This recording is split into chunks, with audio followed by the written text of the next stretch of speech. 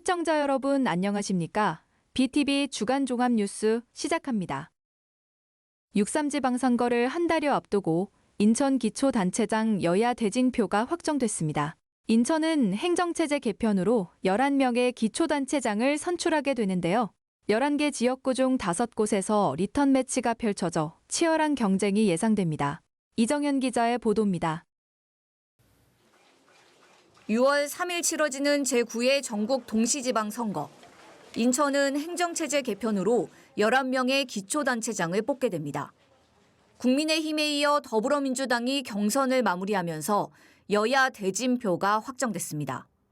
우선 동구와 중구 내륙이 통합돼 출범하는 제물포구는 남궁형 전 인천시 의원과 김찬진 동구청장이 대결을 펼칩니다. 4년 전 선거에서 맞붙었던 두 후보는 이번에 재대결을 하게 됐습니다. 새로 출범하는 영종구는 손아정 전 청와대 행정관과 김정원 중구청장이 여야 후보로 확정됐습니다. 또 신설되는 검당구는 김진규 전 인천시 의원과 박세훈 전 인천시 사회수석이 경쟁을 벌이고, 서구는 구재용 전 서구시설공단 이사장과 강범석 서구청장이 대결을 펼칩니다. 남동구는 더불어민주당 이병래 전 인천시 의원이 후보로 확정돼 재선에 도전하는 국민의힘 박종효 남동구청장과 또 맞붙게 됐습니다. 미추홀구는 김정식 전 구청장과 이영훈 현 구청장이 다시 재대결을 펼치고, 연수구는 정지열 전 연수구의회 의장과 이재호 연수구청장이 경쟁을 벌입니다.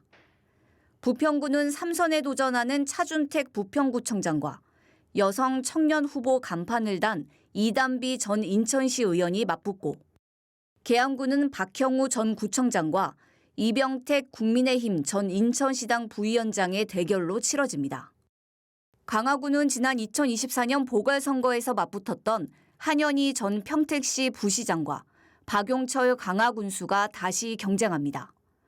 옹진군도 4년 전 경쟁을 벌였던 장정민 전 군수와 문경복 현 군수가 재대결을 펼치게 됐습니다. BTV 뉴스 이정유입니다. 오는 7월부터 인천 동구와 중구 내륙은 제물포구로 새롭게 출범합니다. 두 지역은 인구가 줄고 있는 데다 노인 인구 비율이 높은데요. 유권자들은 새로운 성장 동력을 확보하기 위해선 젊은 층을 유입시키기 위한 정책이 시급하다고 입을 모읍니다. 이정현 기자입니다. 오는 7월 행정체제 개편에 따라 통합되는 동구와 중구 내륙. 두 지역이 합쳐져 제물포구라는 이름으로 새롭게 출범합니다. 6.3 지방선거를 통해 초대 제물포구청장을 뽑는 유권자들. 무엇보다 시급한 현안으로 인구 유입을 꼽습니다. 두 지역 모두 인천의 대표적인 원도심으로 인구 유출이 크기 때문입니다. 제물포구 인구는 동구와 중구 내륙을 합쳐도 약 10만 명 규모. 특히 65세 이상 노인 인구 비율이 30%에 육박해 고령화가 빠르게 진행 중입니다. 노인만 여기 있잖아. 나 같은 사람 발전되려면 젊은 사람이 많아야 되지. 그게 가장 시급하다고 보시는 거예요? 그렇죠. 여기 그래야 모든 게 다 원활하게 돌아가지. 유권자들은 성장 동력을 확보하기 위해선 다양한 인구 유입 정책이 시급하다고 입을 모읍니다. 재개발, 재건축을 통해 정주 여건을 개선하고 좋은 일자리를 만들어야 한다는 것. 또 교육 환경을 개선하고 젊은 층이 머물 수 있는 도시를 만들어야 한다고 강조합니다. 깨끗하게 여기 주변이 좀 깨끗해지면 아무래도 젊은 사람들이 있지 않을까? 오지 않을까? 서울 가까워 근교니까. 젊은 사람들이 없어요. 나도 아파트 사는데 다 노인 애들이 많지, 젊은 분들보다. 그러니까 좀 젊은 사람 살기 좋게 이런 젊은 사람들 오락실 이런 일학시설 같은 젊은 사람 모일 수 있게. 유권자들은 제물포구 출범을 계기로 인구가 늘고 활력이 넘치는 도시로 성장하기를 기대하고 있습니다. BTV 뉴스 이정유입니다. 오는 7월이면 영종구가 인천 중구에서 분구돼 신설됩니다. 영종구 출범을 위한 준비가 분주하지만 제물포구와의 공유재산 분배 갈등 등의 문제가 불거진 바 있는데요. 여기에 시설관리공단 등 영종구 산하기관이나 체육회 등 주민단체는 당장 신설이 어려워 혼란이 불가피할 것으로 예상됩니다. 이재원 기자입니다. 구청 산하 공기업인 시설관리공단은 문화체육시설, 주차장 등의 관리가 주요 업무입니다. 실제 주민 피부에 와닿는 업무이기 때문에 지자체 사무 가운데 중요한 위치를 맡고 있습니다. 현재 인천 중구시설관리공단이 영종도 안에서 관리하고 있는 시설은 임시청사, 보건소, 구민체육센터, 청소년 수련관 등입니다. 이외에도 공용주차장, 녹지 등을 관리해왔습니다. 하지만 분구가 되면 시설관리공단은 재물폭우로 흡수되고 영종구에는 시설을 관리하는 공기업이 공백 상태가 됩니다. 영종구 시설과 주차, 녹지 관리는 재물포구 시설관리공단에서 3년간 위탁받아 관리하게 됩니다. 중구문화재단은 아예 재물포로 이관되고 영종역사관이나 영종국제도서관은 영종구가 직영하게 됩니다. 기존 시설관리공단 업무가 위탁이나 직영으로 바뀌면서 혼선이 빚어질 우려가 크다는 지적입니다. 민원이 뭘 발생을 시켜도 주민들이 헷갈릴 겁니다. 이거를 중구청에 연락을 해야 될지 그 위탁받은 재물포구에 연락을 해야 될지 주민들도 좀 혼선이 있을 것 같은데요. 결국 이게 지금 행정은 나눠졌는데 서비스는 그 나눠진 행정의 혜택만큼 서비스가 좋아지지 않는 상황이 돼버리거든요. 주민이나 직능단체도 문제입니다.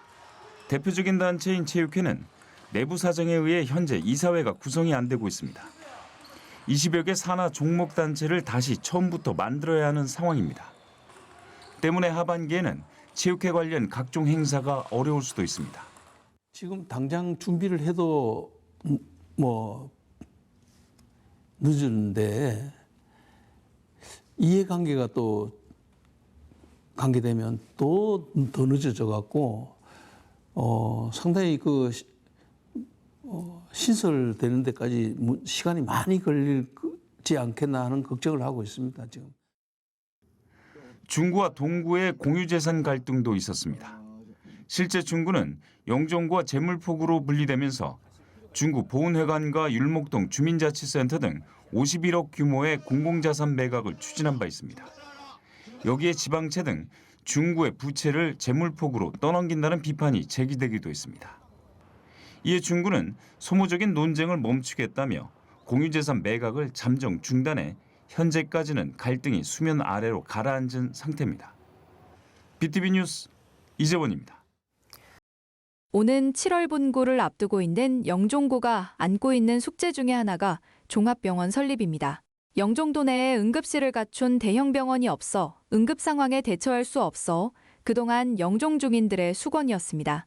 대형 병원 건립은 수년째 답보 상태로 대안들이 나오고 있지만 풀어야 할 숙제가 산적해 있습니다. 이재원 기자입니다. 영종도에는 응급실을 갖춘 종합병원이 없습니다.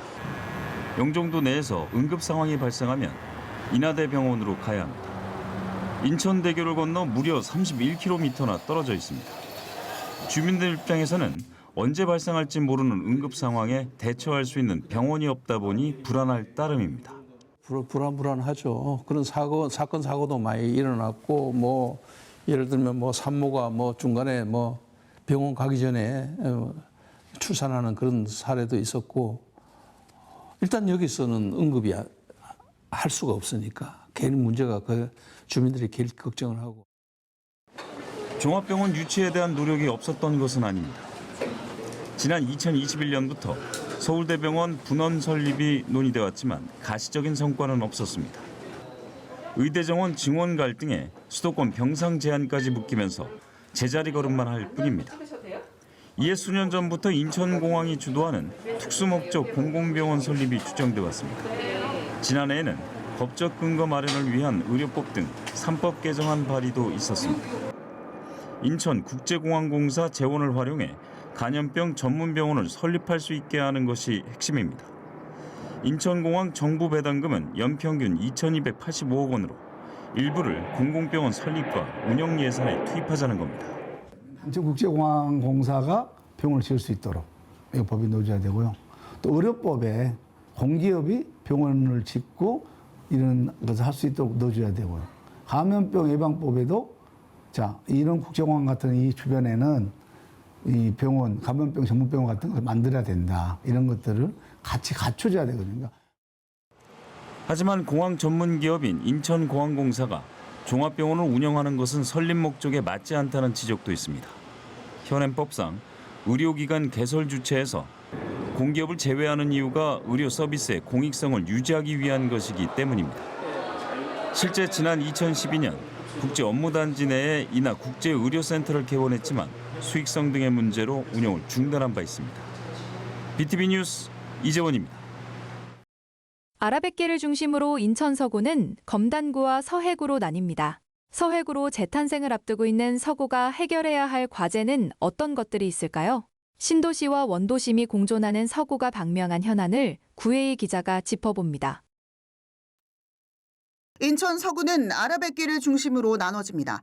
인구 65만, 전국 자치구 인구수 1위를 달리는 서구는 서해구로 재탄생합니다. 약 40만 인구가 서해구로 재편될 것으로 예상됩니다. 서구는 원도심과 신도시의 격차가 뚜렷하게 벌어집니다. 이미 대형 신도시로 자리 잡은 청라국제도시는 서구의 대표적인 신도시입니다. 청라국제도시에 거주하는 인구는 11만 6천여 명, 10년 만에 4배 이상 증가했습니다. 하지만 늘어난 인구에 비해 인프라는 여전히 열악합니다. 특히 교통 인프라 문제는 해결해야 할 과제입니다. 서울 7호선 연장도 국제도시 입주 시작 10년 만에 결정입니다. 인구가 많이 이제 이쪽으로 몰린 현상이긴 하지만 발전이 됐다고는 하지만 주민들이 직접 느끼지는 못하고 있고 국제 도시에 걸맞는 그런 이제 인프라가 형성이 돼야 되고 뭐 교통이라든지 문화든지 이런 게 좀 바뀌어야 된다고 생각이 들거든요. 이름만 지금 현재 국제 도시인 것 같아요. 주민들은 환경적인 문제도 해결해야 할 과제로 꼽습니다. 특히 청라 소각장 문제는 10수년째 발목을 잡고 있습니다. 소각장 이전을 위한 입지 선정은 벌써 4년째 표류 중입니다. 청라 소각장도 그렇고 실질적으로 환경적으로는 안 좋은 것들이 우리 서구에 많이 밀집되어 있고 수도권 매립지나 소각장 같은 것이 있기 때문에 환경적으로 굉장히 열악한 서구라고 저는 생각이 들고 있거든요. 그래서 만약에 서해구로 지금 이제 7월 달부터 변경이 된다면 좀 더 친환경적인 그 서해구가 됐으면 좋겠다는 생각을 저는 하고 있어요. 네. 가좌, 성남 등을 대표로 하는 서구 원도심은 인구난에 시달리고 있습니다. 신도시가 형성되면서 인구가 줄고 점점 고령화되어 가고 있기 때문입니다. 루원이나 뭐 청라 쪽과도 비교해서도 정말 좀 점점 낙후가 된다라고 좀 생각이 들거든요. 좀 인구 많은 쪽만 좀 관심을 가지시고 인구가 적은 쪽은 좀 신경을 많이 안 쓰시는 것 같더라고요. 네, 그런 게 좀 많이 아쉽죠. 무엇보다 시급한 건 낙후돼가는 도심을 재생하는 겁니다. 신도시로 개발이 집중되면서 원도심은 경제, 문화의 혜택을 받지 못한다고 주민들은 말합니다. 예를 들어서 이제 가자동만 하더라도요. 정말 영화관 하나 없습니다. 영화관뿐만 아니라 뭐 대형 마트라든지 뭐 그런 뭐 문화시설이라든지 이런 게 정말 많이 없기 때문에 이런 것들도 좀 앞으로 좀 발전해 나가야 되지 않을까 좀 그렇게 생각합니다. 네. 원도심과 신도시가 공존하는 서구. 서해구로의 재탄생을 앞둔 만큼 지역 균형 발전 방안 마련이 반드시 필요해 보입니다. BTV 뉴스 구혜입니다. 오는 7월 행정체제 개편을 앞두고 있는 서구는 검단 지역이 분구됩니다. BTV 뉴스는 이 시간을 통해 검단 지역이 분구를 앞두고 놓인 과제에 대해서 여러 차례 짚어드린 바 있습니다. 이제 분구가 석 달도 남지 않은 시점에서 검단 지역이 안고 있는 과제는 뭘까요? 현안을 구혜희 기자가 보도합니다. 지난해 9월부터 본격적인 공사를 시작한 검단구 임시청사 부지입니다. 면적은 32,212제곱미터, 축구장 4.5개가 들어설 수 있는 곳입니다. 공사가 시작된 지 8개월째를 맞은 최근 제법 모습이 갖춰졌습니다. 임시청사 마련에 소요되는 예산은 277억 원, 분구 예상 사업비는 600억 원 수준입니다. 하지만 기반 시설이 거의 없다시피 한 검단구의 재정적 어려움은 쉽게 해소되지 못할 것으로 보입니다. 분구 후 하반기에 투입돼야 할 필수 경비는 1,233억 원인데 이마저도 아예 편성하지 못했습니다. 예산도 문제지만 지역별 격차를 줄이는 것도 관건입니다. 현재 개발이 활발한 신도시에 비해 원도심 개발은 미미한 수준. 원도심 주민들은 상대적 박탈감 해소가 중요하다고 말합니다. 환경, 교통, 전반적인 인프라의 체계적인 개발 계획이 필요하다는 겁니다. 원도심 해결해야 될 문제는 환경 개선, 그리고 교통 인프라, 교육 모든 부분에서 문화체육시설까지 가장 아쉬워하는 부분은 바로 그런 부분이에요. 원도심에서는. 원도심은 계획이 없는 상태에서 새로 발굴하고 새로 개선하고 새로 바뀌어야 되는 부분에서 더 신도시보다 할 일이 더 많고 단계가 더 많게 되겠죠. 신도시의 경우는 개발 계획의 재수정을 현안으로 꼽습니다. 검단 신도시는 12개의 2기 신도시 중 가장 늦게 개발이 시작됐습니다. 때문에 2기 신도시가 아니라 2.5기 신도시로 봐야 한다는 의견도 많습니다. 기존에 있는 신도시는 이러한 토지 계획 같은 것들을 전면 재수정이 필요하다. 그래서 다양한 용역을 통해 가지고 기존에 미매각된 토지들, 특히 스마트 위덕 같은 것들을 어떻게 활성화시켜서 주민들에게 보답될 수 있는 어떤 그런 편익시설과 또 자급자족 도시로서의 나아가는 발전 가능성을 제시해야 되는 어느 숙제를 안고 있다고 생각을 하고요. 턱없이 부족한 예산 속 자치구로서의 첫 발을 내딛게 된 검단. 자치구로 안착을 위해선 예산 확보와 원도심과 신도시 개발 불균형 해결 방안 마련이 시급해 보입니다. BTV 뉴스 구혜입니다.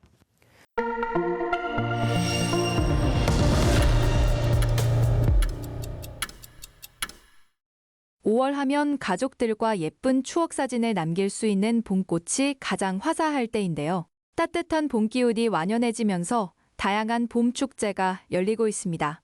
가정의 달을 맞아 수도권에서 가볼 만한 봄 축제를 LG 헬로비전 김소영 기자가 소개합니다. 빨강 노랑 옷을 입은 튤립이 미로를 따라 줄을 맞춰 피었습니다. 따뜻해진 날씨로 이른 봄부터 활짝 핀 꽃들은 너도 나도 아름다운 모습을 뽐내며 관광객을 기다립니다. 겨울잠을 자던 동물들도 모두 집 밖으로 나왔습니다. 포천 내촌에 위치한 친자연 생태학습 정원에는 봄을 맞아 관광객들을 맞이할 준비가 한창입니다. 요즘같이 미세먼지 많은 날씨에 가족 단위 피크닉으로 손색이 없는 곳이고요. 인파로 북적거리는 유명 관광지에는 없는 대자연이 주는 힐링과 에너지를 체험하실 수가 있어서 이번 가정의 달이 주는 의미를 가족분들이 공유할 수 있고, 그래서 저희가 다양한 프로모션도 준비를 했습니다. 지금 이곳에는 튤립이 활짝 피어 있는데요.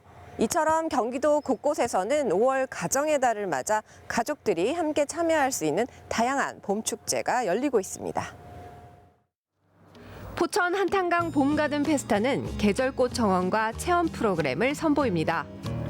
한탄강 가든 페스타는 한탄강을 따라 형성된 현무암 주상절리와 용암 대지, 협곡 경관을 배경으로 봄꽃과 정원을 함께 즐길 수 있습니다. 연천 구석기 축제도 펼쳐집니다. 올해 구석기 축제는 선사시대 체험과 함께 음악을 결합한 복합형 축제로 관광객을 맞이합니다. 양주 나리농원에서는 청보리밭과 유채꽃을 무료로 만나볼 수 있습니다. 봄날 싱그러움과 휴식을 주제로 기획된 이번 봄개장은 가을 천일홍과 핑크뮬레의 화려함 대신 노랑과 초록의 상큼함이 관람객을 맞이할 예정입니다. 헬로티비 뉴스 김소영입니다.